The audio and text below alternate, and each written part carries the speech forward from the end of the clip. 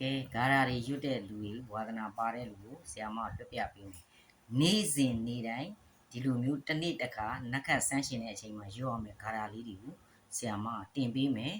အဲ့တော့ကြိုက်တယ်ဆိုရင်ဆရာမရဲ့ comment လေးအောက်မှာရေးထားเนาะမနေ့ကစပြီးတင်ပေးတယ်အခုဒီနေ့မနေ့ပြန်19ရက်နေ့ည12:30ည17:36မိနစ်ကနေ12:32မိနစ်အတွင်းမှာ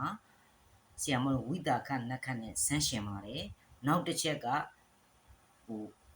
ဗျာပနသိဋ္ဌိမိတယ်လို့ပြောလို့ရတယ်ဗျာပနသိဋ္ဌိဆိုတာဘာလဲဆိုလို့ရှိရင်ကိုယ့်ရဲ့ပြောဆိုမှုတွေအောင်မြင်တာเนาะအဲ့ဗျာပနသိဋ္ဌိကိုဂါရာလေးကိုစောင့်ကြက်နေတဲ့ပုံကိုယ်တွေကတရားမင်းနဲ့နေနံမင်းဖြစ်တယ်နေနံမင်းကတေဇောဓာတ်အရှိန်ဟွာကိုပေးတယ်တရားမင်းက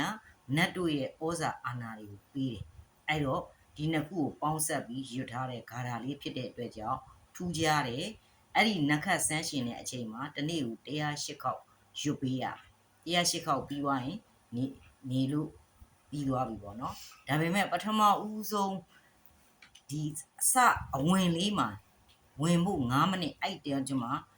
ဒီနက္ခတ်အဝင်9မိနစ်လေးမှာ energy ပြည့်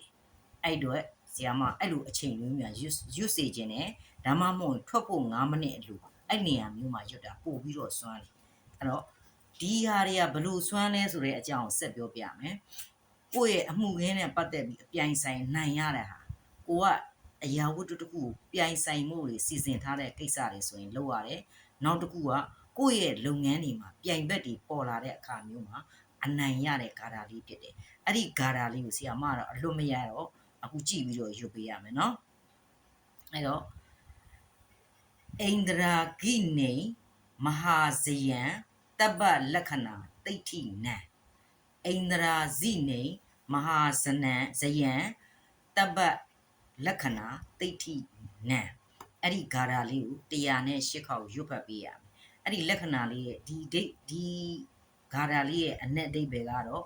မင်္ဂလာအပေါင်းနဲ့ပြည့်စုံ၍မဟာအောင်မြင်ခြင်းကိုပေးတော်မူသောတရားမင်းနဲ့နေနံမင်းနဲ့မင်းကြီးတို့ကိုမင်းနဲ့မင်းတို့ရဲ့အစွမ်းကြောင့်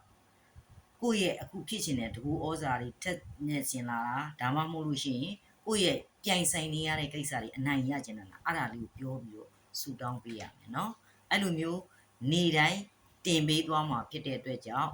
နောက်ထပ်ပြီးဆက်ပြီးတင်ပေးရမယ်ဆိုရင်ဆီယာမရဲ့ comment လေးအောက်မှာတင်ပေးပါလို့မှန်ပြီနော်